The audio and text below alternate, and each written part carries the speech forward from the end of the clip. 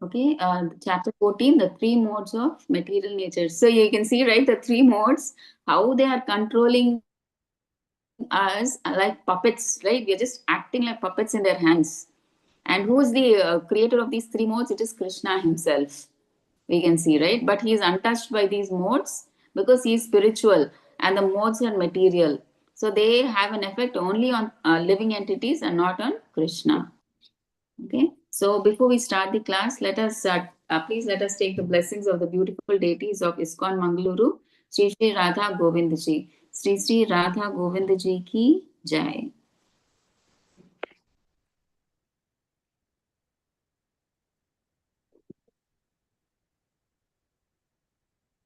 Okay, so the first shloka, the blessed Lord said, again I shall declare to you the supreme wisdom, the best of all knowledge, knowing which all the sages, having attained to the supreme perfection. So, Krishna, he has already many times explained about spiritual truth before. So, now he says, I'm going to explain something even more important. Okay, so this chapter it speaks about the three modes of material nature, that is goodness, passion, and ignorance. So these modes control how people think, act, and experience life. Because the soul associates with these modes, it becomes trapped in material existence. See, because the soul, when it comes into this material world, it accepts this material body.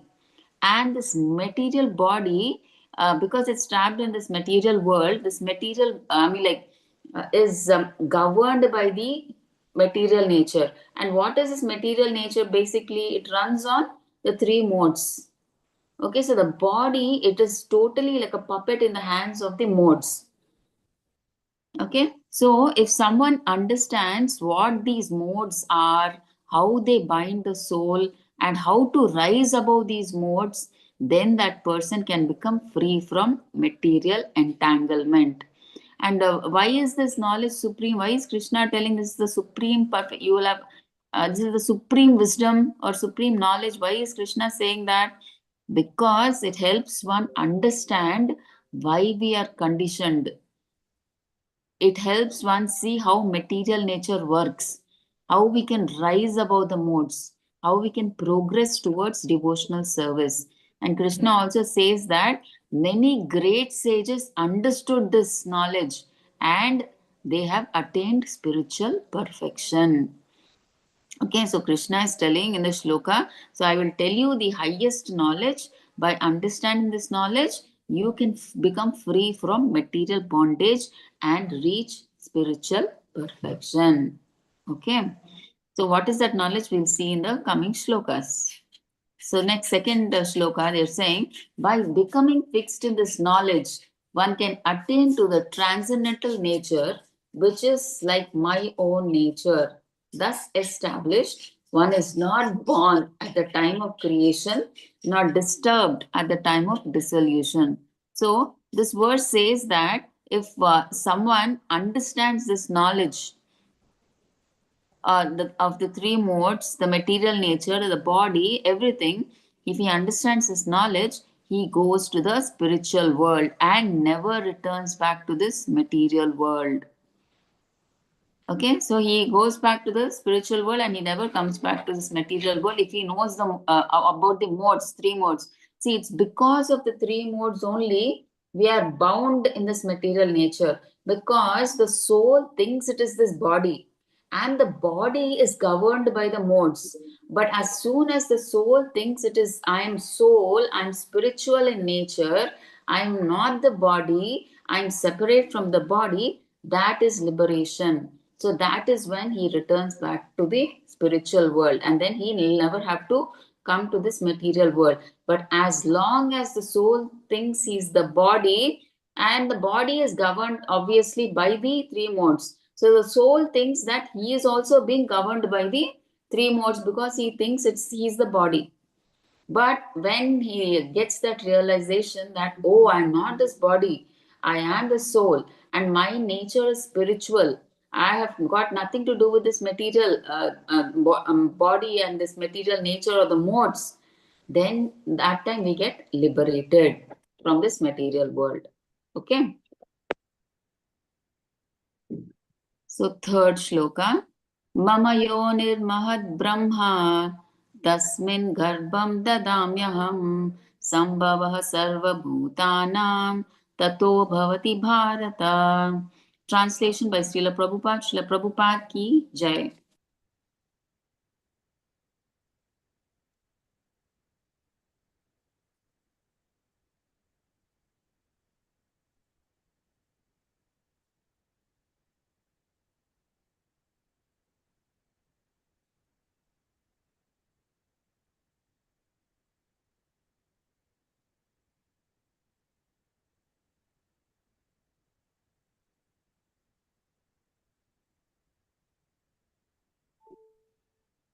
Okay, sorry. Translation by Srila Prabhupada. Srila Prabhupada ki jai. The total material substance called Brahman is the source of birth, and it is that Brahman that I impregnate, making possible the births of all living beings, O son of Bharata. Okay, here Brahman means what? Material nature. Okay, every time Brahman does not mean spirit, soul. Okay, here they are saying Brahman is material nature.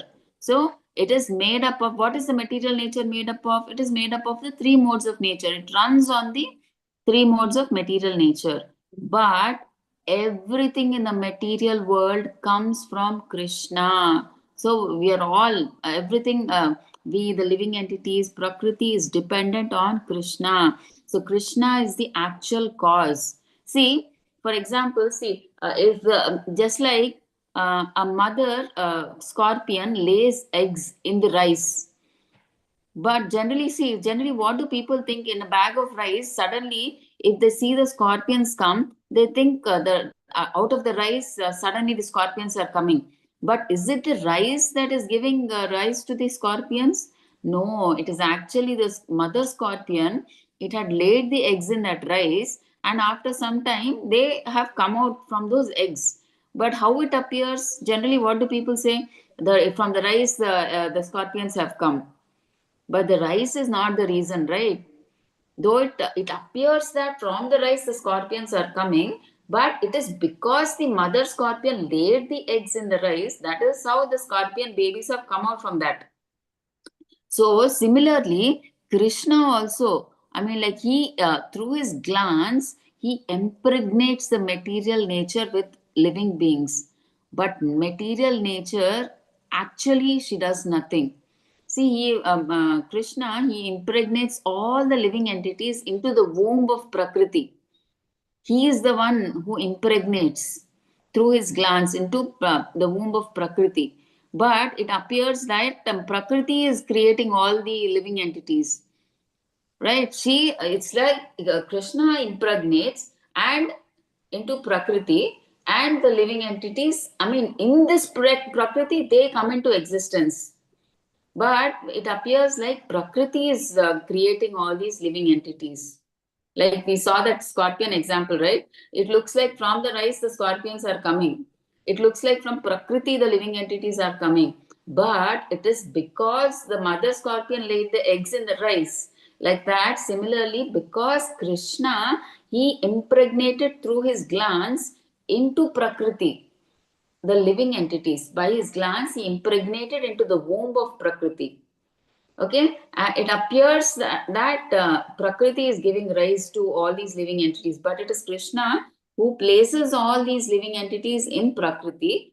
But at Prakriti is that, what do you say, that land, that place where they appear, okay, where they seem to appear, where you can see the living entities, right? So that is the thing. So it is Krishna who's the seed giving father, and Prakriti is just that, for what do you say, she is just a via medium.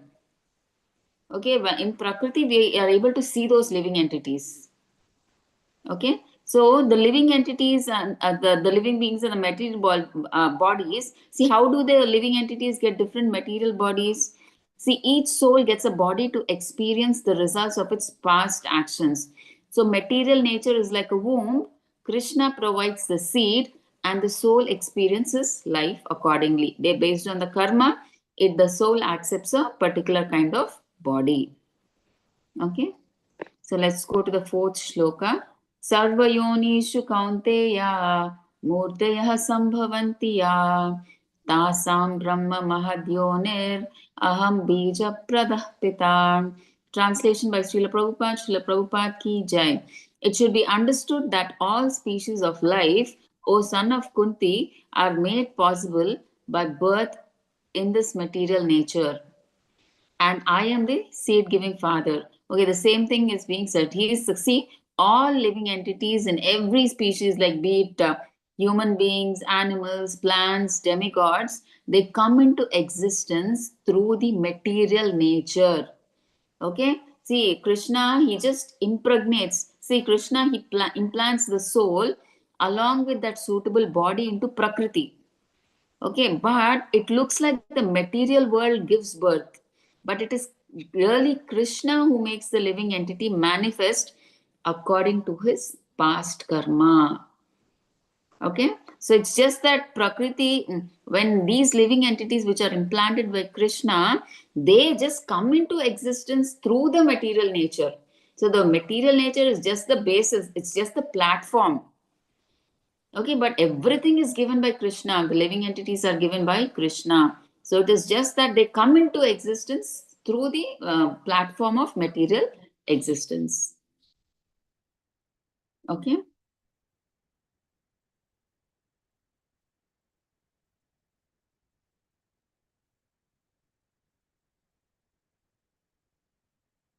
Okay. 14.5. Sattvam rajastama iti gunaha prakriti sambhava nibadnanti mahabaho dehe dehinam avyayam. Material nature consists of three modes: goodness, passion, and ignorance. When the living entity comes in contact with nature, he becomes conditioned by these modes. Okay, so this verse explains how the living entity becomes conditioned by material nature. So we always keep hearing this word conditioned soul. Actually, the soul is spiritual in nature, but when the same soul it comes to this material nature, it becomes conditioned by these three modes. Okay, that is why it is called conditioned soul, because it moves under these three conditions. It is governed by these three modes because the soul thinks it is the body. Okay, and that is why body is totally under the control of the three modes in material nature. But since the soul thinks it is the body, it feels the pains and pleasures as his own.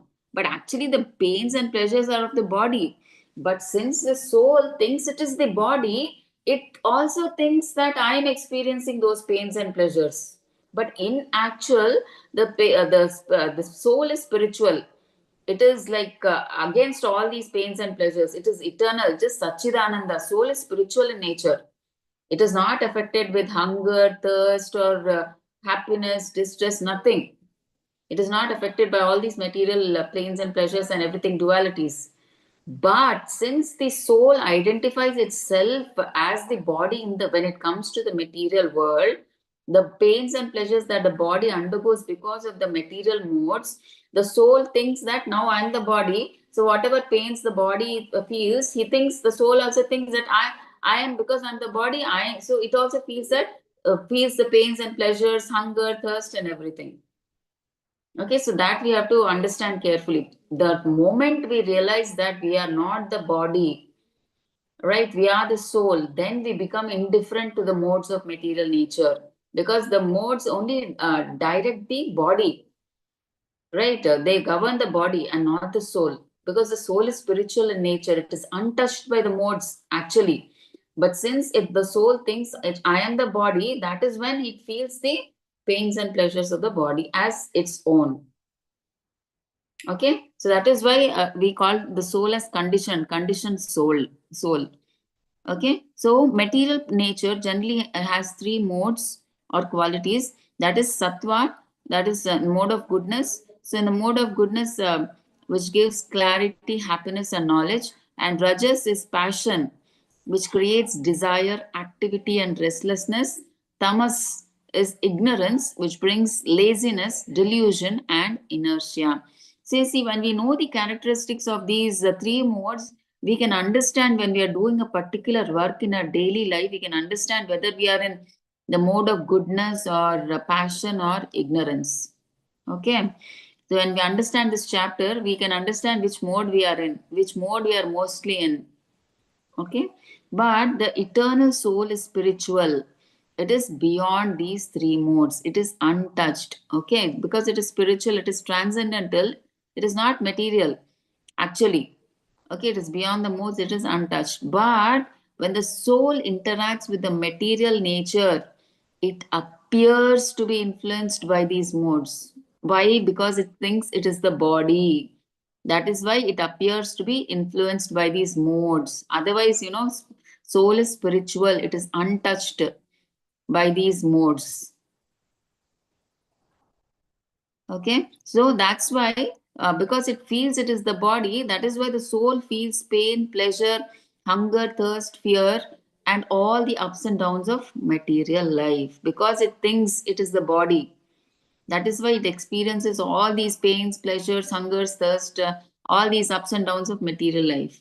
So these modes dictate how we act, what we enjoy, and what troubles us. Okay, but actually the soul is, in fact, normally it is, its nature is like it remains eternal and free. Okay, it is only but temporarily, like, but Prakriti's three modes create the apparent, I mean, like, it appears like conditioning. That is why we say conditioned soul. Okay, because the soul identifies with the body, it for that, I mean, like, as long as it identifies with that body, that is when it is called conditioned soul. Okay, the same thing is being explained here about the three modes.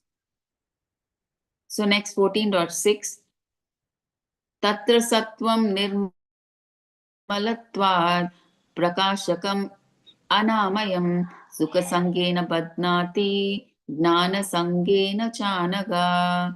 O sinless one, the mode of goodness, being purer than the others, is illuminating and it frees from all sinful reactions.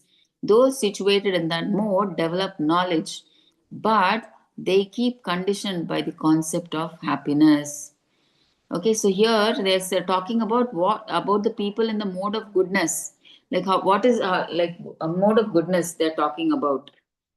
Okay, the mode of goodness is the purest of the three modes of material nature, and people in this mode feel happiness and they gain knowledge. So they're also less affected by sinful reactions, which means that they're naturally, because less means sinful reactions mean what? They're naturally more careful in life in whatever they do. So, for example, someone in the mode of goodness is like a wise person or a brahmana. So, he can live peacefully, think clearly, and he can understand life better than others. So, here illuminating means what?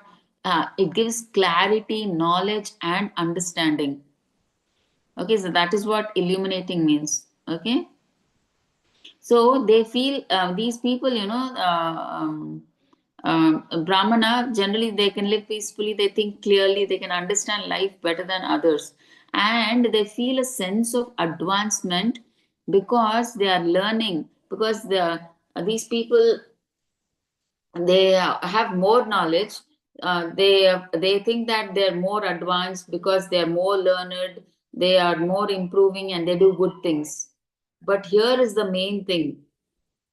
Okay, so when a person feels happy and knowledge in this mode, pride can creep in.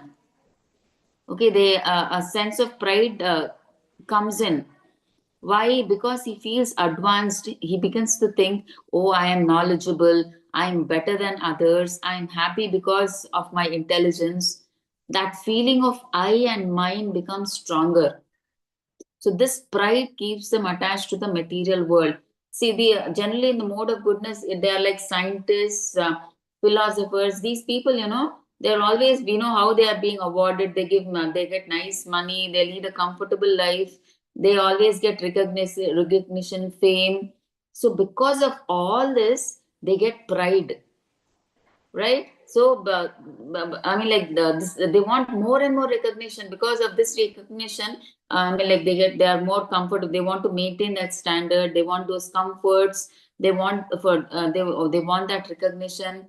So because it gives them happiness. Oh, I'm being recognized for my intelligence, for my knowledge, for my talent. So I have to lead my life like this. So because of thinking that, of that feeling of I and mine, which becomes stronger. So this pride keeps him attached. See, when you always do any activity with the thing that for your satisfaction, for your sense gratification, you are bound to this material world, right? Because you want the result for yourself, right? You whatever good or actions you do, I mean, like you are there. Obviously, for every action, there's an equal and opposite reaction. There'll be a good or a bad reaction for whatever action you do. So, for you have to suffer or enjoy those reactions. You have to come back to this material world. So you'll be caught up in the cycle of birth and death. So you'll be rotating in this material world. So this pride keeps him attached to the material world. Okay, so why this pride keeps him attached is because he starts enjoying his position in the material world. He enjoys being a learned man, a scientist, a philosopher, or a respected person. So he likes that identity. He likes that happiness. He likes that recognition. So as long as he is attracted to that happiness and knowledge, he will continue working in the mode of goodness. So the pride keeps him attached because he thinks this material knowledge is the goal. Okay, the scientists, they're so perfect with this material knowledge. That's why they create this theory, that theory, and they say from this theory, this has been created, that has been created. So in material knowledge, they are the highest. Okay, so he thinks material knowledge is the goal, and he feels satisfied with material happiness. That's why the scientists, they create more new instruments to keep this body more comfortable. They keep on inventing new instruments, right? And he does not seek liberation beyond the modes. Okay, he thinks he does not want to go. I mean, he forgets. He's so much into this material sense gratification that he forgets about liberation. He does not want to get liberated. He thinks, oh, this life is so pleasant. I'm advanced, and everybody's praising me. I'm having so much comforts. Everybody thinks I'm so intelligent. I'm having so much money. I'm having so much recognition. So this satisfaction, this very satisfaction, binds him to birth and death again and again. Okay, so therefore, even goodness can bind even one. So see how careful we have to be in goodness also. We think that, okay, at least we are in the mode of goodness, we think, right? See, even goodness out of pride. See, goodness, when you're in the mode of goodness, because of that pride, you get attached to the material world. Okay, so therefore, even goodness can bind when one becomes attached to happiness and knowledge it gives. Okay, so only when one rises above this pride and uses knowledge. So one uses, see, they are proud of that material knowledge, right? But if they use the same knowledge in devotional service, they can become truly free from this material world. Okay, so that is what they're talking about. So we have to rise even above the mode of goodness to pure goodness. That's what they're saying. You should come above the mode of goodness. You should give up that pride and use the knowledge in devotional service. When you do devotional service, then you'll come to the level of pure goodness. So next they're talking about mode of passion. Okay. रजो रागात्मकं विद्धि तृष्णा संगसमुद्भवं तन्निबध्नाति कौन्तेय कर्म संगेन देहिनम्. The mode of passion is born of unlimited desires and longings, O son of Kunti. And because of this, one is bound to material fruitive activities. Okay, so Krishna says that the mode of passion is born from desire and hankering. So it means it begins with strong wanting. So wanting to enjoy, wanting to possess, wanting to achieve. And in the Prabhupada, he gives the main example given is attraction between man and woman. And from that attraction comes desire for enjoyment. Then from enjoyment comes more desires, right? I want a good job, I want respect, I want a big house, I want a happy family, I want status in society. So these, so on, these desires do not end. So one desire leads to another. So because of these desires, a person must work very hard. He works to maintain his family, to gain honor, to keep his position, to increase his comforts. And while working, he becomes attached to the results of his work. Okay, he wants everything for himself only. I mean, like for himself or things related to his body, like his family members and all.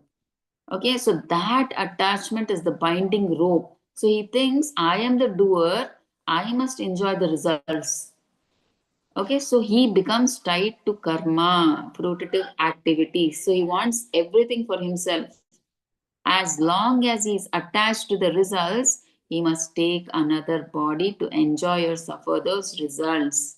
So that is how the mode of passion binds the embodied soul. See, generally in this modern civilization, everybody is mostly in the mode of passion, right? People are always busy, they're always striving, always chasing something. So it looks like progress. uh, all this, it looks like in this fast busy world, it looks like it is progress, but it keeps one entangled. Okay, see, if even the peaceful happiness of goodness can bind us in this material world, then passion, which is full of burning desire and restlessness, activity, so it binds us even more strongly than goodness, right? So the mode of passion ties the soul with the rope of desire and the chain of hard work for material enjoyment.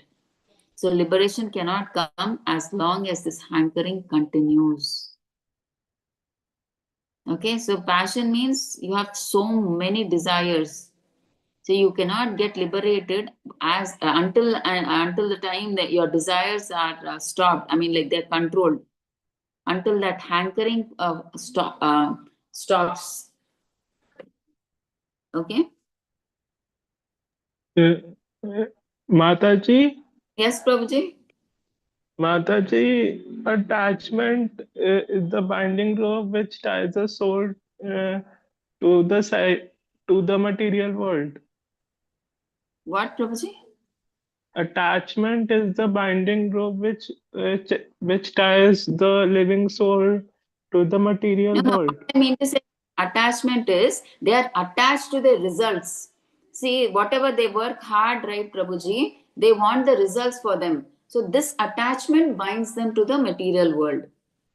Okay, so they want everything for themselves. See, they work hard day and night. The whatever money they earn, they want to use it for themselves, for their family. So they want the results for themselves. So this attachment binds them to the material world because they want everything for their sense gratification, right? So when they want everything for their sense gratification, they are, I mean, like they want the reactions, good or bad, they only have to enjoy.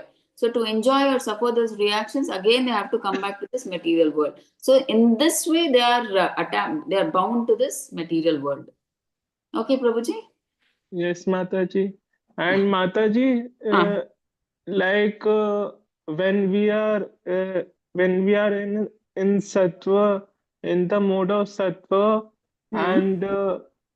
and in that mode we engage in spiritual activities and work spiritually, then then in that mode, how does pride, which is in the mode of uh, passion, in No, no, you're getting uh, Prabhuji. You're mixing. See, nothing like that. See, in the mode of goodness, see, You are doing everything properly. You think that mode of goodness, you are doing everything properly. But these people, you know, they get that pride because of that knowledge or because of their intelligence. They become proud. They get that fame and recognition. See this, for example, if you take a scientist, he's always creating new things, because of which he's given a high salary. He gets name, fame, recognition, and he gets used to all this. This gives him a lot of happiness, that recognition, that name, fame, the comfort, the money, everything gives him so much of recognition, and he feels so happy with all that. So he feels that, oh, this itself is so nice. That pride comes in him. Oh, I'm being recognized for my knowledge, for my this thing, that thing, my whatever I'm inventing. So he that pride keeps him attached to the material world. So he does not even think about liberation. He's so happy and so comfortable with that name, fame, recognition, because of that pride. He is so happy with that. He doesn't even think about spirituality or nothing. Okay, so he's so happy, and that's why he becomes attached to the material world. He thinks, oh, this world is this place, this happiness is so nice. I'm so happy with this, and he continues to work for that happiness. To get that recognition, he continues to work, and that's how he gets attached to this material world.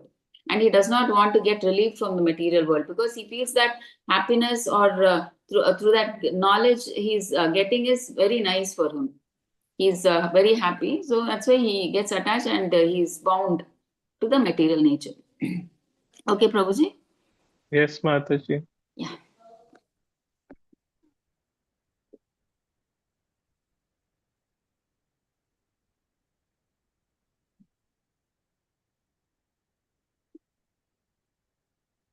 Okay.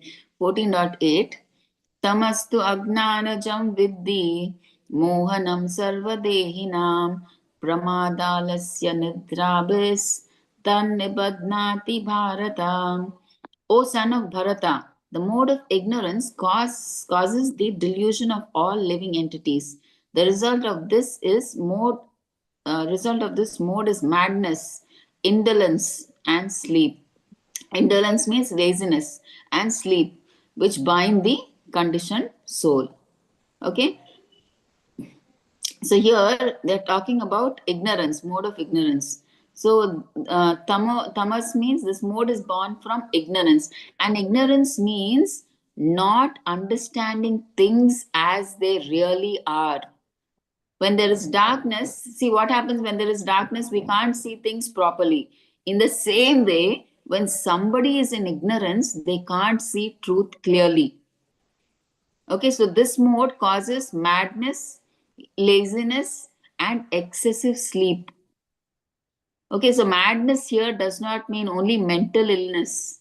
It means acting foolishly. Madness here means acting foolishly. See, for example, everybody knows that death is certain. See, we see people die, we see our relatives, we see our friends, we see our elders leaving their body, dying, right? We know we will also die one day. Still, people live as if they live forever. They think that, oh, they are fools. They don't know how to stay. But I will nicely bring doctors from Australia, America, London. From there, I will bring, and they will think that they will stay forever. Okay. They think they are the people who have died out of ignorance. They have died. They don't know how to live. But we think that, oh, I will bring doctors from here, here, here. I will live forever. They behave like that. Okay. They work day and night only for money and material things, but they don't want to understand anything about the soul. So that is called madness and ignorance. Okay, so these people are like that. Okay, so and next symptom is laziness. Laziness is another symptom for people in the mode of ignorance. So a person in ignorance, he does not like to improve spiritually. If we invite him for a satsang or a reading scripture or chanting, they are not at all interested. They postpone, they delay. Okay, and next is they sleep, excessive sleep. Okay, is another symptom. This see, actually sleep is needed, but too much sleep dulls the mind. Okay, such a person feels heavy, depressed, or inactive. Actually, Srila Prabhupada says that 6 hours of sleep is enough for the body. Okay, not more than 6 hours. So, 6 hours of continuous sleep is more than enough for the body. Okay, so how does this mode bind the soul? So, in passion, one is bound by desire and activity, we saw, right? And in ignorance, one is bound by darkness and confusion. So here, instead of rising higher, the person becomes degraded in the mode of ignorance. Okay, he becomes degraded, right? In fact, he goes to the animalistic life. So spiritual understanding becomes covered. In that ignorance, their spiritual understanding it becomes covered, and the soul it forgets its real purpose. Okay, so that is the nature of tamoguna.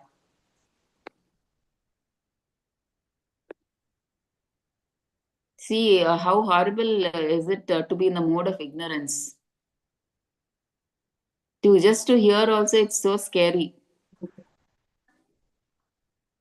So that's why we should not try not to be even in the mode of goodness, but we should transcend above goodness to Shuddha Sattva by practicing Krishna consciousness very sincerely and with determination. Okay. So 9. Sattvam sukhe sanjayati rajah karmani bharata nanam avritya tu tamaha pramade sanjayati uta. The mode of goodness conditions one to happiness, passion conditions him to the fruits of action, and ignorance to madness. So they're summarizing what they said in 6, 7, 8. Okay, so mode of goodness makes the person calm, clean, and thoughtful. So they like truth, knowledge, discipline, and helping others. Their mind feels light and peaceful. And a person in goodness may enjoy studying the scriptures, teaching or learning. They like simple living. They like doing honest work and kind work. And they feel inner happiness because their life is organized and pure. But we saw, right, even goodness can bind us to this material world because the person may become attached to that peaceful feeling because he gets attached to that feeling of happiness where he may think that I am better than others or I am very learned and pure. So that small pride and attachment keeps the soul tied to the material world. Okay, so that pride should not be there. If the pride is overcome, then that goodness rises over. And I mean, like, because of that goodness, when we start doing devotional service, we come to the platform of pure goodness. Okay. And mode of passion, rajas. Passion makes a person very active.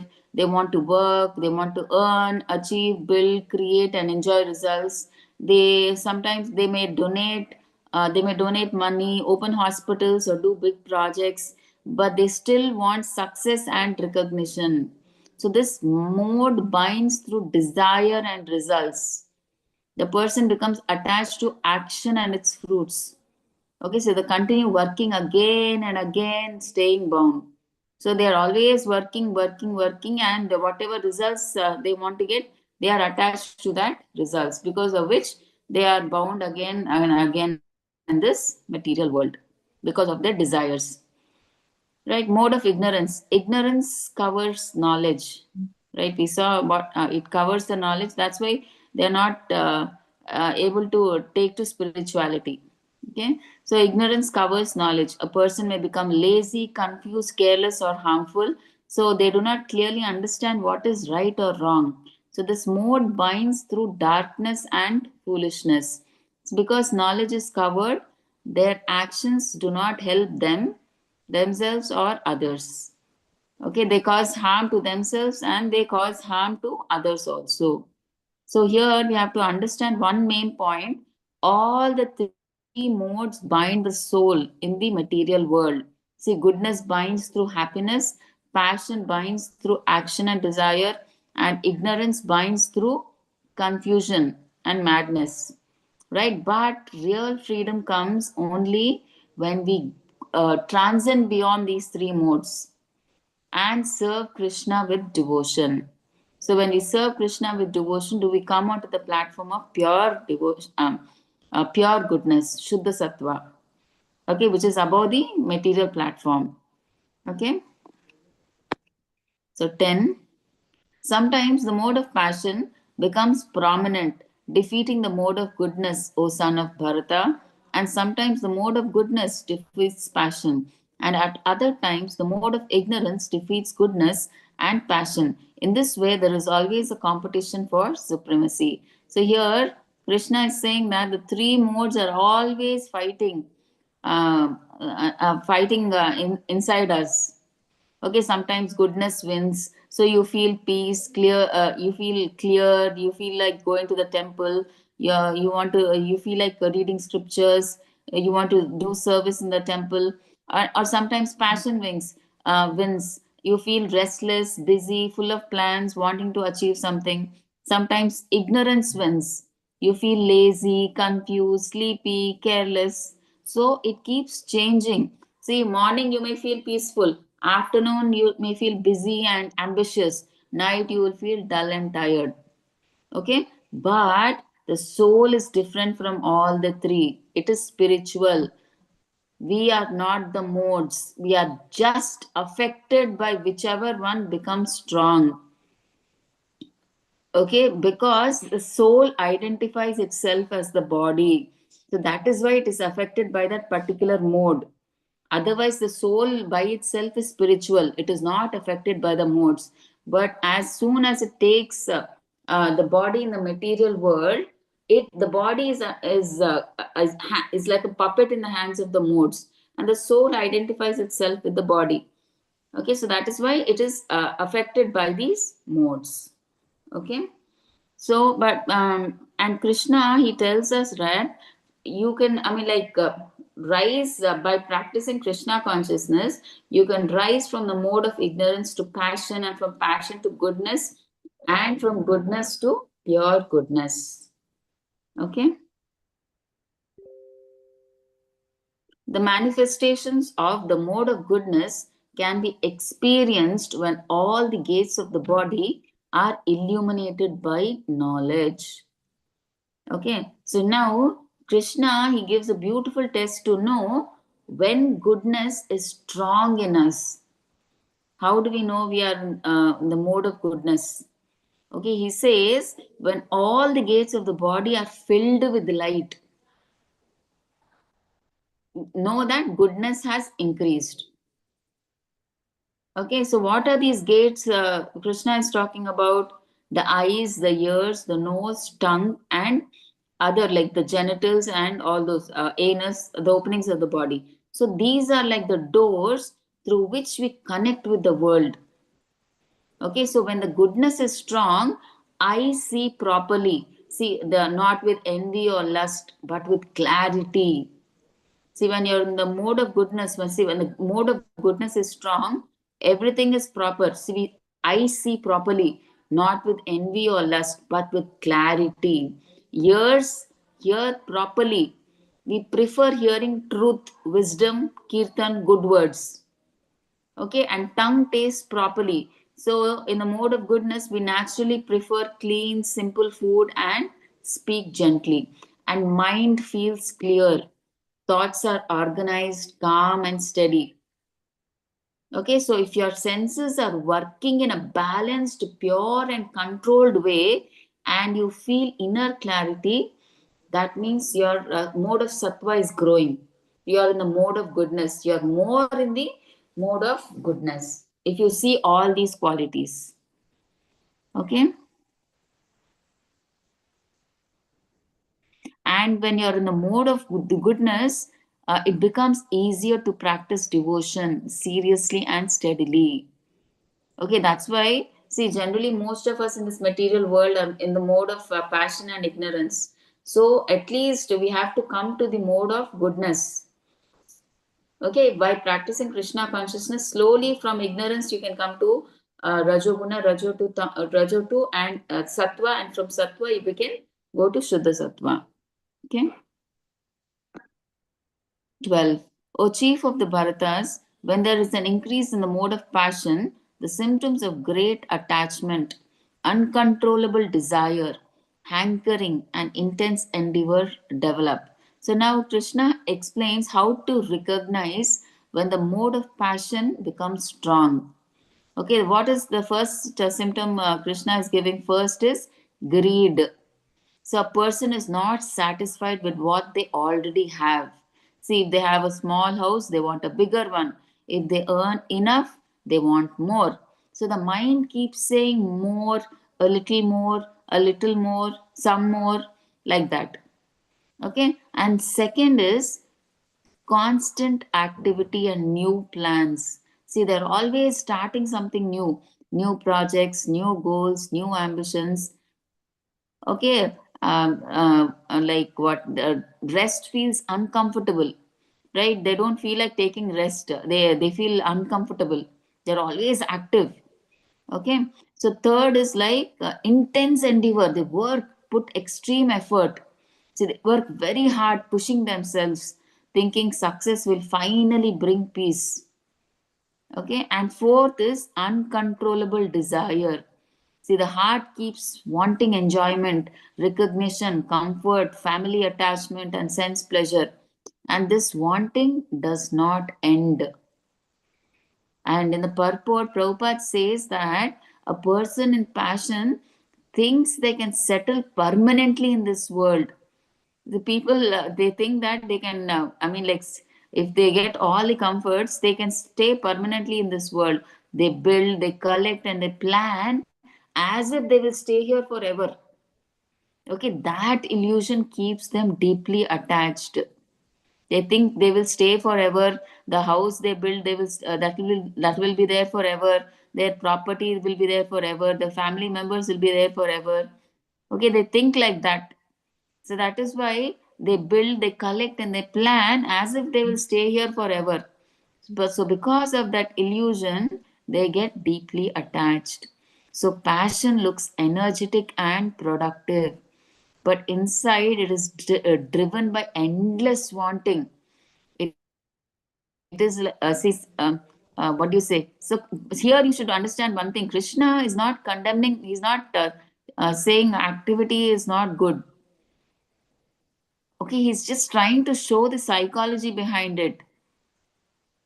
Okay, so he's saying we should just work hard so much that we are satisfied. Prabhupada also says, right, simple living and high thinking. Don't always go for too many desires, too much greed, too much hankering. All that is not needed. Simple living, high thinking. Prabhupada always says, have a small house, uh,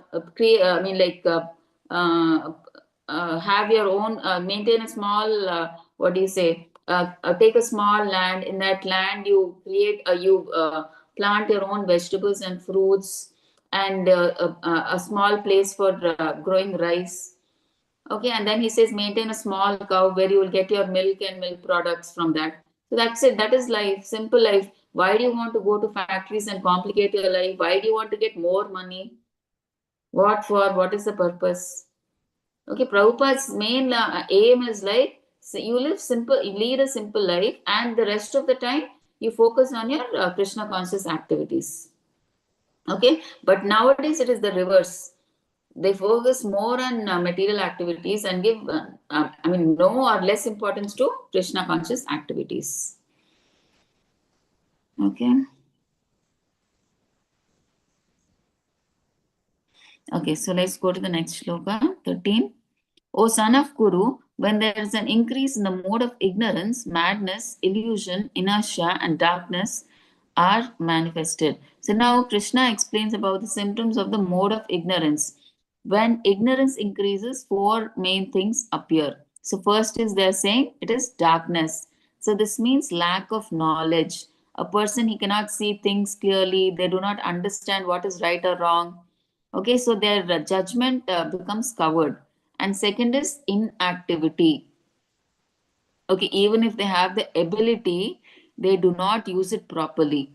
They avoid responsibility, they delay, they waste time. Okay, and third is madness. Okay, madness or carelessness, pramada. Okay, they act without thinking. No discipline, no regulative principles. They do harmful things without considering consequences. Okay, and fourth is illusion, moha. They misunderstand reality. They take bad habits as good habits, and they reject spiritual knowledge without even understanding it.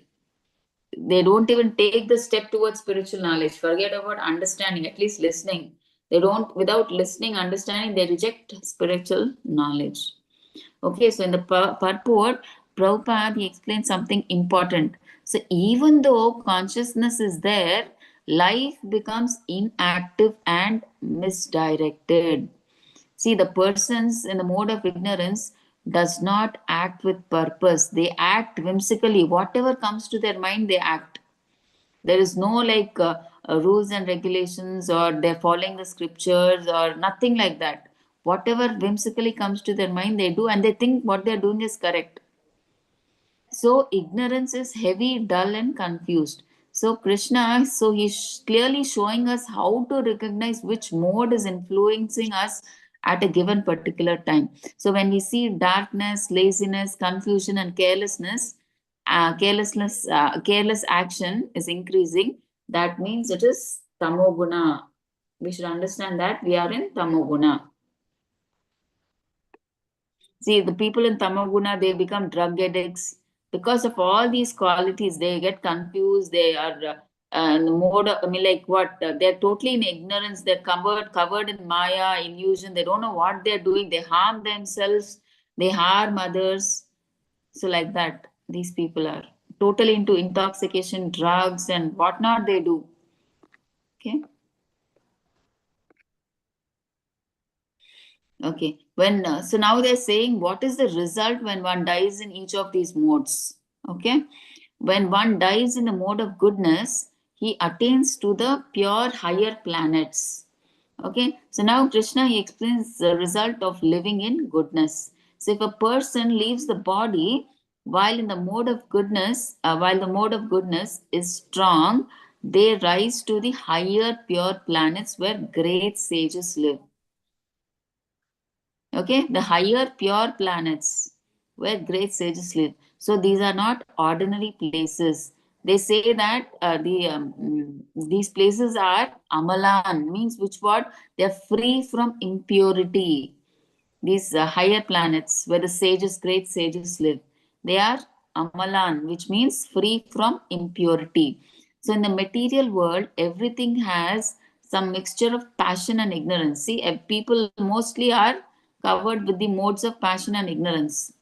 But those higher planets are much cleaner in consciousness. There is less greed, less confusion, more clarity, more peace in the higher planets. Okay, so in the purport, it is mentioned that planets like Brahmaloka and Janaloka, where elevated beings live. So actually, in higher realm, we have what Swargaloka, then Siddhaloka, Janaloka, Tapaloka. We have all these higher planets, and then Brahmaloka. Brahmaloka is also called Satyaloka. Okay, all the, I mean, like the more you go higher, the more the planets become pure. Okay, so here in the purport, they're telling that Brahmaloka and Janaloka, where elevated beings like the great rishis and everybody, great people who are pure, they stay in these planets. So life there is peaceful, long, and filled with higher knowledge. Okay, so when someone spends their life in purity, discipline, wisdom, and regulated living, their consciousness at death carries them to higher planets. So, if you're in the mode of goodness, if you die in the mode of goodness, there is always a chance that you will go to higher planets where it is, where it is pure and peaceful. Okay. But one more important thing Prabhupada says in the purport, see, even if you go to the higher planets, they are still within the material world. See, these heavenly planets that we are going are still in the material world. So they are very pure compared to earth, but they are not eternal like the spiritual world. Okay, so this we have to understand. They still come under the material planets. They may be purer than the earthly planet, but they are not equal, but they are not eternal like the spiritual world. So when Pralaya comes, all the planets, including the Brahmaloka, gets devastated. Okay, so Krishna is teaching like ignorance brings lower births.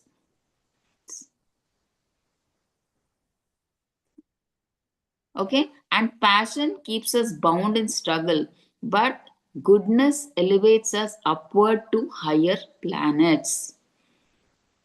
Okay, but pure devotion goes beyond all these three. Okay, so it takes us to Goloka. So now let's see what happens when one dies in the mode of passion and ignorance. Okay, when one dies in the mode of passion, he takes birth among those engaged in fruitive activities, and when one dies in the mode of ignorance, he takes birth in the animal kingdom. Okay, so Krishna here explains what happens after death if someone is strongly influenced by passion or ignorance. See, first, if one dies in passion, they take birth among the people who are very attached to work, achievement, and results. So they return to the places where everyone is busy chasing success, money, position, and enjoyment. It indirectly means that he comes back to the earthly planet itself, okay, where he can do all these. So life continues in activity and struggle. So people in passion are always running, they're so active. Okay, and one who dies in ignorance, the soul is born in lower forms of life such as animal species. Why? Because ignorance covers their knowledge. See, when consciousness becomes very dull, careless, and confused, the next body matches that level of awareness. However, so much, if we are so deep in ignorance, that level of body we are going to get. The more degraded we are, the more degraded kind of body we get. So it all depends on our consciousness, like how much in deep ignorance we are, that degraded body we will be getting. And in the purport, Prabhupada also says he corrects an important misunderstanding that most of us have. Sometimes some people think that once we get a human body, we will never fall down again. They think that we will always get a next body as a human body. But Krishna says that is not guaranteed. It's not that once we get a human body, we always get a human body. No, consciousness decides that the next body. It's always the consciousness. You see in the PPT, right? If your consciousness is like, if you want to wear less clothes, next janma, yeah, you'll be born as a tree. Okay, in your previous janma, if you are more interested in eating meat eating, next janma maybe you're born as a tiger. Okay, if you are more interested in this janma in sleeping, next janma you get the body of a polar bear. And if in this janma you're interested more in eating, okay, Krishna says, see, you don't need a human life for eating. If the pigs eat much better than you take the body of a pig. The next janma you're born as a pig. That's why the pig keeps eating anything and everything and it continuously keeps eating, right? Okay, like that. So never think that once you get a human form of life, you will always get a human form of life. No, it all depends on your consciousness. Okay, consciousness decides your next body. Okay, 16. Karmanah sukrutasyahu satvikam nirmalam phalam rajasastu phalam dukkam agnanam tamasah phalam. By acting in the mode of goodness, one becomes purified. Works done in the mode of passion result in distress, and actions performed in the mode of ignorance result in foolishness. See, like the previous thing I was talking, right? It's not always we get a human form. We know this famous story of Bharat Maharaj, right? Bharat Maharaj, I mean, like when on his verge of death, he dies with the consciousness of seeing that deer. So next Janma, From human form, he becomes a deer, right, in the next Janma. So it is the consciousness that decides our body. Okay, so I just wanted to state that example from Srimad Bhagavatam, saying that it is not always human birth. Once you get a human birth, you will get a human birth. No, it all depends on your consciousness that decides your next body.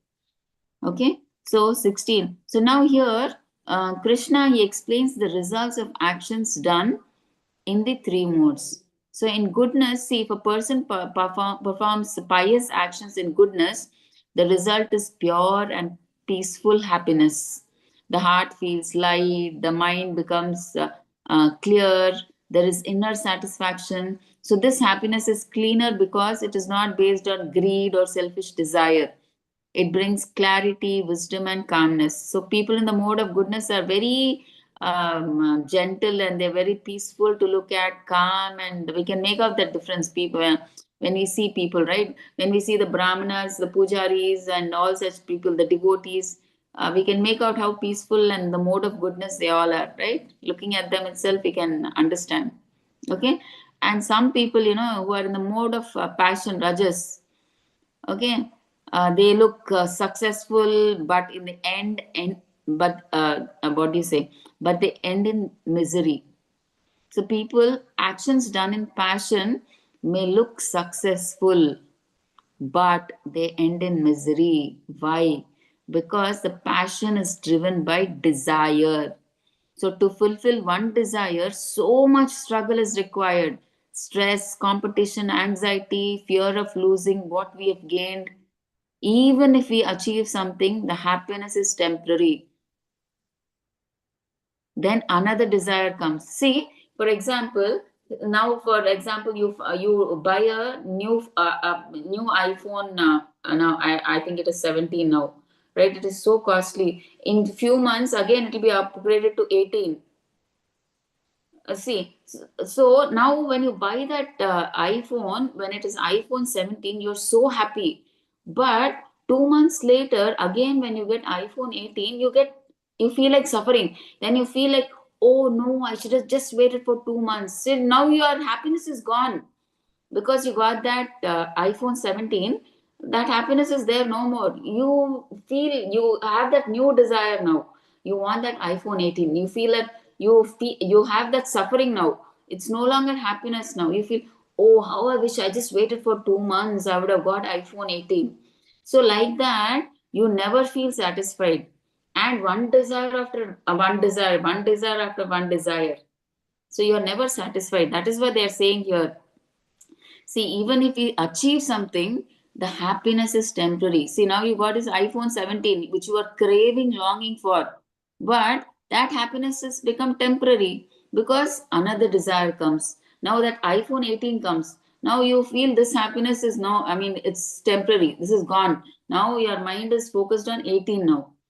So this feels like this iPhone 17 is like a suffering for you now because of that new desire. Now you feel like wanting the iPhone 18 now. Okay, so the new desires keep coming. That's why it feels like a suffering for you. Okay, so Krishna says that the fruit of passion is dukkha, it is suffering. So it may be mixed with some excitement. See, when you get that iPhone 17, you feel so excited. See, for example, a lady, she buys a new necklace, right? And then initially she may wear it for 1 or 2 months to show. Then she gets bored. A new model comes. Now that the old model is gone, she is no longer excited about that. Now she feels like buying the new one which has come in the market. Okay, so this is like, it's like desires, new desires keep coming up. The old one looks like suffering for us now. Okay. So Krishna says that the fruit of passion is dukkha, suffering. So it may be mixed. So initially, you may have some excitement, but deep down, it does not satisfy. Okay. So next is ignorance. In ignorance, actions done in ignorance result in foolishness and darkness. So there is no clear thinking. Decisions are harmful. See, that's why Mataji, I said all these decisions of suicide and happen because of this tamoguna. And actions done in ignorance result in foolishness and darkness. They don't think clearly. Decisions are harmful. One may hurt others or oneself without understanding the consequences. So this leads to present suffering and future degradation. Okay, in the purport, it is said that ignorance makes a person blind to the laws of nature. See, one may think that, oh, nothing will happen, but nature keeps perfect account of whatever you do. Even though you may think that, oh, nothing will happen if I do this, but nature keeps an perfect account. See, in ignorance, these people may think that meat eating is nothing. Killing the animals and eating meat, they think that's nothing. They're meant for eating. They think like that. Nothing will happen, they will think. But nature keeps a perfect account. See, when you're causing pain to some being, that same pain comes back to you multiplied many times. See, for us, if a small injection is pricked itself is a pain, or a mosquito bites us, or something, that itself is so much pain, or an insect bites us. Imagine you're killing a whole animal life. How much pain it must be suffering. Killing a goat or a cow, such big animals, a pig, how much pain they will be experiencing, right? So that pain will come back multiplied times it will come back to them. But they think that nothing will happen and they keep enjoying at that moment. But nature keeps an account of all these things. Okay. So in goodness, it is more of purity and clarity. In passion, struggle and dissatisfaction. And in ignorance, confusion and downfall. And beyond even all these three is devotion, where actions are done for Krishna. Okay, there we do only actions for pleasing Krishna. Okay, so that is the highest. So 17. Krishna now explains what naturally grows from each mode. Okay, so from the mode of goodness, real knowledge develops. From the mode of passion, grief develops. And from the mode of ignorance, foolishness, madness, and illusion develop. Okay, so now it is like planting three different seeds. Each one gives different fruit, right? From different seeds, you get different fruits, right? So from goodness or sattva, knowledge. Okay, they said knowledge develops, knowledge. So when a person lives in goodness, real knowledge develops. So they see things clearly, they understand consequences, they become thoughtful and responsible. Goodness cleans the mirror of the mind, so reality is seen properly. Okay, that is mode of goodness. Okay, because of that knowledge, everything is clear, they see everything, they understand everything properly. Okay, rajas, passion, greed. From passion comes lobha, greed. Even if someone has enough, the heart says, I want more money, more praise, more comfort. So passion feeds desire, and desire keeps multiplying. Okay, that is why peace is difficult in passion, because they have more desires. They're never satisfied. They are greedy. They want more. They're not satisfied. See, initially they may say that now my salary is 1 lakh. Oh, if I get a bonus of 50,000, I'll be happy. And when he gets that bonus of 50,000, he will not be happy. He'll think, oh, my friend got 1 lakh. So I should also get 1 lakh. Now he's not satisfied. He was earlier thinking 50. Now he will say 1 lakh. Even next after he gets that 1 lakh, also he is not satisfied. Again, he'll be aiming for more. So like that, these people are never happy. Okay, so that is why they are not peaceful at all. Okay, so that is why peace is difficult in people who are passionate. They're always restless because they're always greedy. They have so many desires, right? They're never satisfied with what they have. Next, from ignorance, foolishness, madness, illusion. From ignorance comes confusion. So a person may act carelessly, they may not understand right and wrong, they may harm themselves or others without thinking, and ignorance clouds their intelligence. So it makes a person move in darkness while thinking, like actually they think they are actually perfect, they're doing everything good, but actually they're moving in darkness. Okay, so in actuality, they're in darkness, but they think, oh, I'm fine. So they act whimsically on their own terms. They think that what they're doing is right, though actually they're doing wrong. They think they're doing it right. Okay, and in the purport, something very practical is being said. See, if the society increases goodness, people will become sober and wise. But if passion and ignorance increase, there will be greed, frustration, violence, and confusion. See, now in the society, because more people are in the mode of passion and ignorance, that is why there is so much confusion, greed, frustration, violence. You see the newspapers or news, it is like more, you don't get to see any pleasant kind of news. If, whether be it in politics, on the road, or wherever, there is so much of. What do you say, all negative news, so that should be avoided. If slowly, if people are converted from the mode of passion and ignorance to goodness, and then from goodness to pure goodness, people will become like peaceful, calm, and they'll be sober and they'll be wise. Okay. Okay, let's go to the next one. Okay. 14.18. Those situated in the mode of goodness gradually go upward to higher planets. Those in the mode of passion live on earthly planets, and those in the mode of ignorance go to hellish planets. Okay, so now Krishna, he gives a summary of where each mode takes us, right? So those in the mode of goodness, they go upward, right? It is said in the shloka, right? Urdhvam gachanti sattvastha. Okay, people are in the mode of goodness. Urdhvam. Urdhvam means they rise upward. So when someone lives in clarity, discipline, purity, and wisdom, their consciousness at the time of death carries them to higher planetary systems. Okay, and according to how much goodness they developed, they reach higher and higher realms, even up to Brahmaloka. So how much ever they are in the mode of goodness, that much higher and higher planets they will go. Even up to Brahmaloka also they can go. Okay, so goodness, mode of goodness, it lifts us to upward planets. So those in passion stay in the middle. In the middle means they stay in the earthly planet. So earth is in between, right? Either the earth is in between, and above are the higher heavenly planets, and below are the hellish planets. So earth is in between. So people in passion remain on the earthly planet. Okay, they work hard, enjoy, struggle, achieve, compete. Their life is full of activity and ambition.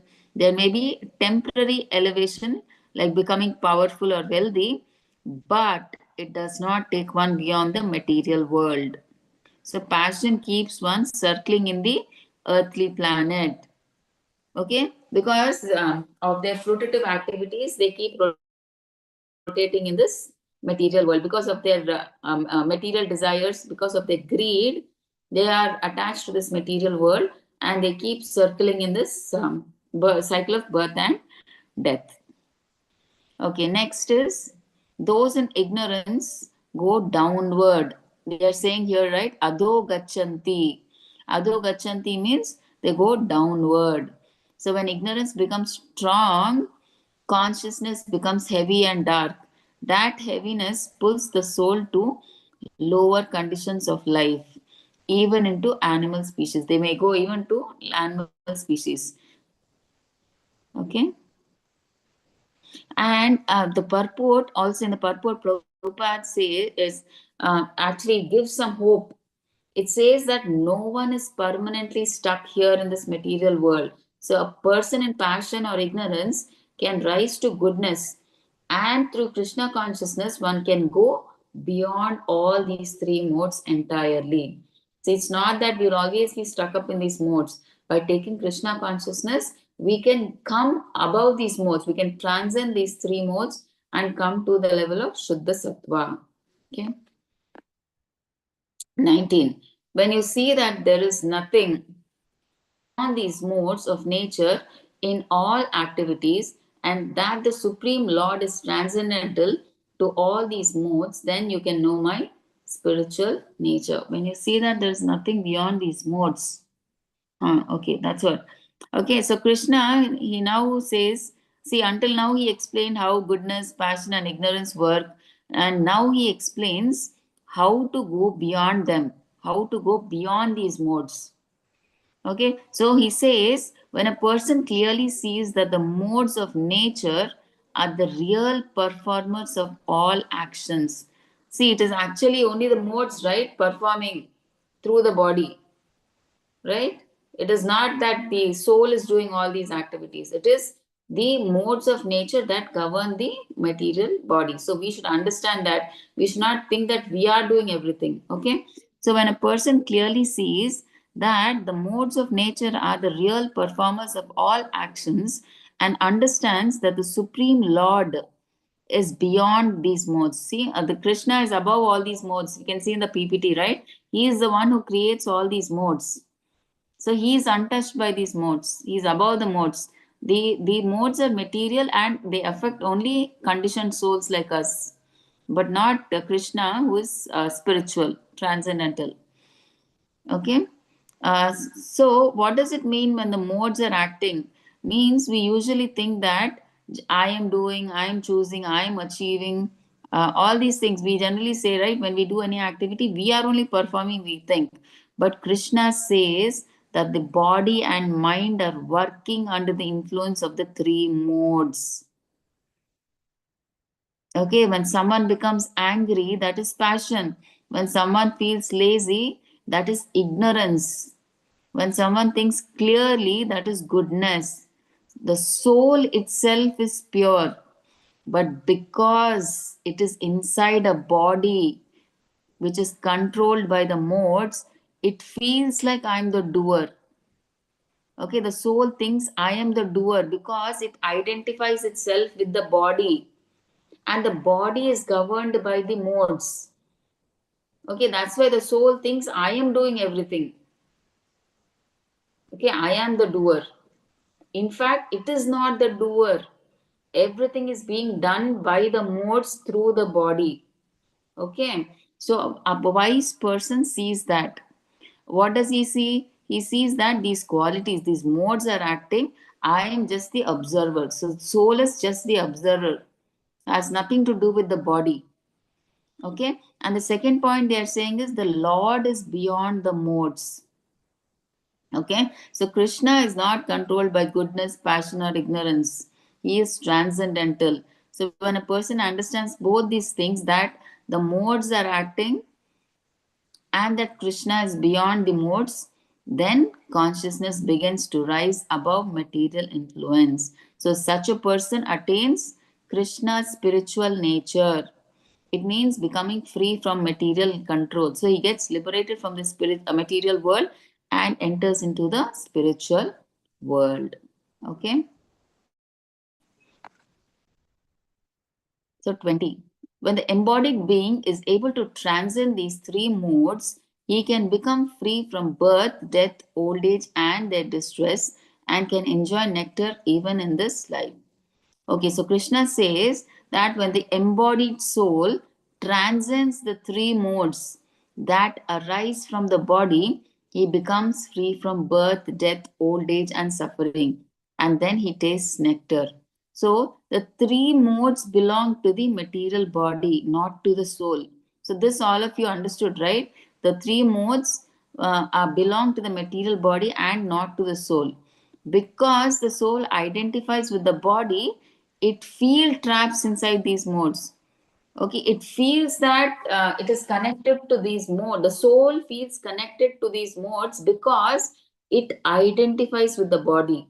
But the day when we recognize that we are soul, we are spiritual in nature, we have nothing to do with the body and nothing to do with the modes, then we get our true liberation. Okay, but when one rises above them through spiritual knowledge, when we get that spiritual knowledge and devotion, the person becomes internally free even while staying in this body. Okay, so we birth, death, old age, and disease still happen to the body, but the soul no longer feels bound by them. Right? Fear reduces. Why? Because now you identify yourself with the soul. see, if you are the body, you get scared, right? Because body undergoes what changes. You will die at one time, but you are not the body, right? Now you understand that you're the soul, and soul is eternal by nature, so your fear reduces. But so long you identify with the body, you know that the body will die one day, because of which you will your fear increases. But now you understand you are not the body, you're the soul, which is eternal. There is no death for the soul. That's why your fear reduces, anxiety, everything weakens, attachment loosens. So that is why, that is what Krishna means by becoming free from the miseries. So then he says, such a person enjoys amritam, nectar. So what is that nectar? Obviously, it is the sweetness of spiritual life, the joy of Krishna consciousness. Okay, he gets that joy of Krishna consciousness. Okay, 21. Arjuna inquired, O my dear Lord, by what symptoms is one known who is transcendental to these modes? What is his behavior and how does he transcend the modes of nature? So, until now, we saw Krishna explain the three modes, the results, and how one can rise above them. Now, Arjuna, he asks three important questions. Okay, what are the symptoms? What are the symptoms?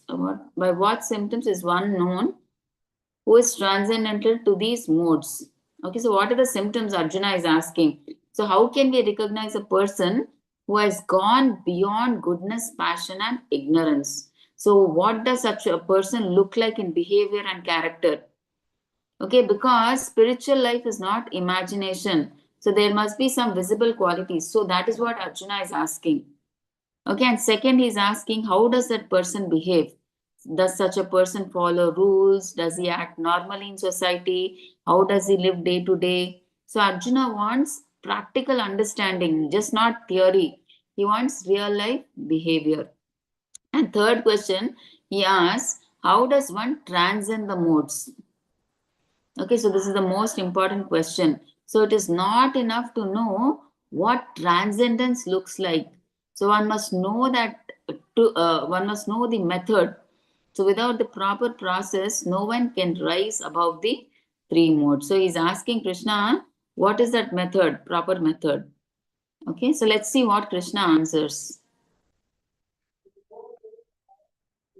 Okay, here 22 to 25, what Krishna answers, the Blessed Lord said, he who does not hate illumination, attachment, and delusion when they are present, nor longs for them when they disappear, who is seated like one unconcerned, being situated beyond these three material reactions of the modes of nature, who remains firm, knowing that the modes alone are active, who regards alike pleasure and pain, and looks on a clod, a stone, and a piece of gold with an equal eye, who is wise and holds praise and blame to be the same, who is unchanged in honor and dishonor, who treats friends and foe alike, and who has abandoned all fruitive undertakings, such a man is said to uh, have transcendental qualities of nature. Okay, so now let's see what Krishna describes the person who has gone beyond these three modes. First, what is he saying? He does not hate or desire the modes. So when goodness, passion, or ignorance appear, he does not hate them. When they go away, he does not long for them. Why? Because he understands these modes are part of material nature, right? He understands that I am not the modes. Okay, so that is how he stays away from them. So he does not hate nor desire the modes. Okay, because he understands that he is the soul and he is not the body and he is not controlled by the modes. Okay, so that's why he does not hate or desire the modes. Second, he stays neutral and steady. He knows the modes are acting, so he is not shaken. See, happiness comes, he stays calm. Distress comes, he stays calm. So he does not jump when there is joy or he does not sink when there is sorrow. Okay. Third, he sees things equally. Like he sees a stone or a dirt, gold, praise or insult, friend or enemy, Okay, so he does not change his inner balance. He's steady. It means he's steady from inside. He sees a piece of gold and stone on the same level.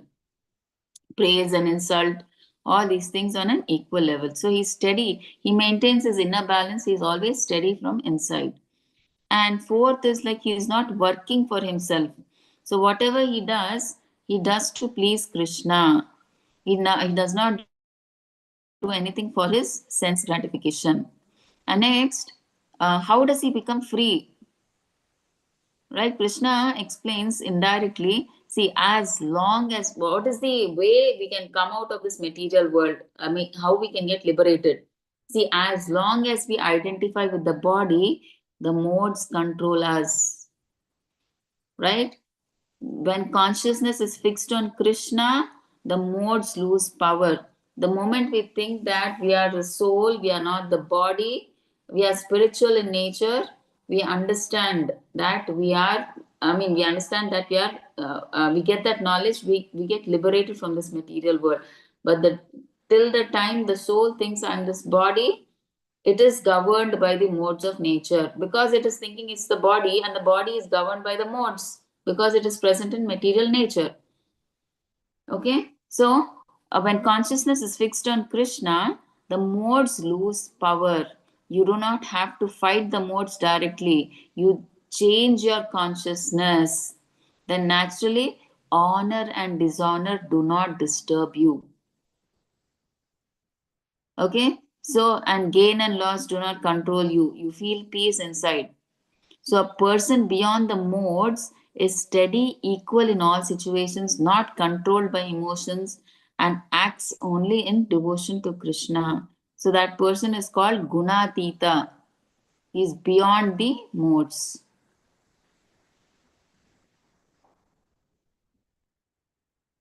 Okay. So let's go to the next shloka. 26. Mam cha yo avyabicharena bhakti yogena sevate sagunan samatityetan brahma bhuyaya kalpate. Translation by Srila Prabhupada. Srila Prabhupada ki jai. One who engages in full devotional service, who does not fall down in any circumstance, at once transcends the modes of material nature and thus comes to the level of Brahman. So, if someone serves Krishna with steady devotion, not sometimes, not casually, not for personal gain, but sincerely and continuously, that person automatically goes beyond goodness, passion, and ignorance. Okay, so Krishna, he does not say that control the modes by force or you fight them, you analyze them deeply. He says engage them in bhakti, give positive engagement. Okay, so bhakti lifts consciousness. So what do we do in bhakti? We don't force anything. See, eyes see Krishna, the beautiful form of Krishna. The ears, we've already discussed many times, right? The ears are used to listen to the Harikatha of Krishna, chanting of the Hare Krishna mantra, and the nose to smell the flowers offered to the lotus feet of Krishna. And we taste prasadam with our tongue, we talk Krishna Katha. So, like that, we give positive engagement. We don't force anything. So, we don't control or we fight them or we don't do anything negatively, right? By force, nothing like that. So, we give positive engagement, we engage them in bhakti. So, bhakti lifts consciousness above the modes. Okay, so the answer to Arjuna's third question, how does one transcend the modes? The answer is through unwavering devotional service to Krishna. Okay, just by practicing Krishna consciousness or doing bhakti, selfless devotional service to Krishna. Okay, that is the answer. That is how we can cross the three modes, three material modes. Okay, and this is the last shloka. ब्रह्मणो हि प्रतिष्ठाहम् अमृतस्य अव्यवस्य च शाश्वतस्य च धर्मस्य सुखस्यैकान्तकस्य च. And I am the basis of impersonal Brahman, which is the constitutional position of ultimate happiness and which is immortal. Okay, so he says, what does Krishna say here? He says, I am the basis of Brahman. Okay, so this is very important. Okay, so many think that Brahman, the impersonal spiritual light, is the highest truth. They think it is eternal, it is immortal, it is full of peace. Okay, but Krishna says, what is Krishna saying? That Brahman rests in him. So Krishna is saying that impersonal Brahman rests on him. So Brahman is not the final stage. It is the beginning of spiritual realization. See, many times also we've learned this, right? In the purport, it explains three states of realizing the absolute truth. One is the impersonal Brahman, that is the spiritual light that is coming from the body of Krishna. Okay, that is the first stage of realization, realizing the spiritual light. Next is Paramatma, okay, realizing the super soul in the heart. Third is Bhagavan, realizing the supreme personality of Godhead. And Krishna is that supreme person. So both Brahman and Paramatma are within Krishna. Okay, um, so a person may rise to Brahman realization. He may become free from material suffering. He may feel peace. Okay, when you enter the Brahman realization, he may be free from, okay, because he wanted to be free from all the material pains and pleasures, he merges into the impersonal Brahman for getting relief from all that suffering. So now he may feel peace, but if he does not engage in devotional service, there is danger. Why? Because what is the swabhava? What is the swabhava of the living being? It wants activity. It is always active. The soul is by nature active. And now when it merges into the impersonal Brahman, it will, what will it do? There is no activity there. But the soul is active in nature. It needs some activity. So it gets bored over there. Okay, if there is no loving service to the Supreme Person, the heart is not fully satisfied. And then there is risk of falling back to the material activities. So that is why these people, because they get bored, they again come back to the material realm. And that's why they start building these hospitals, educational institutions, and all these things. They fall back to the material activities. So, real happiness comes when one understands Krishna as the reservoir of pleasure. So, that's why they want activity. So, generally, when we practice Krishna consciousness, is what we are doing devotional service. There is activity, right? In everything, we do go seva, we do prasadam distribution, we do book distribution, we prepare boga, garland seva, and ornament making seva, dress for the deities. You name it, and there's so many seva. The soul is always active. Okay, so that is why devotional service is so much important, because the soul is active by nature. It just can't sit easy. Even the mind, mind also, even though your body may be stable, you may be sitting, but the mind is never stable. It is always thinking something. Okay, so that is what is being said. So the purport says that eternal life, immortality, and imperishability are already included in devotional service. So bhakti is not lower than Brahman. So bhakti includes Brahman. So bhakti is the highest. Bhakti means what? When you develop a relationship with the Supreme Personality of Godhead, Krishna. So Krishna includes both Brahman and Paramatma. And one more important point it is said in the purport: the soul is spiritual by nature. But because he had the desire to control, enjoy separately from Krishna, because of that desire, he associates with material nature. And that is why he becomes entangled in these three modes: goodness, passion, and ignorance. So, this desire to dominate keeps him bound in this material world. But when he engages in devotional service in full Krishna consciousness, that controlling spirit is removed. So immediately he rises above the modes. Okay, so what does he do? Hear about Krishna, chant his holy names, remember him, serve him, associate with devotees. Gradually, what happens? Material desires fade away when you start practicing Krishna consciousness. See, that's why when we when new devotees come, right, we don't tell them you give up meat eating or you don't drink tea, coffee, you give up onion, garlic. We don't tell them anything. We just tell them to take up the process of chanting. That itself purifies them. Okay, your material desires naturally fade away. Okay, nobody does not have to tell you, you give up this, you give up that, nothing. We don't tell anything like that. We just tell them, please take up the chanting. Everybody is welcome to take up Krishna consciousness, irrespective of how they are, whether they what they eat, what don't they eat. It's immaterial. We welcome everybody. We start. We ask them to chant the Hare Krishna mantra.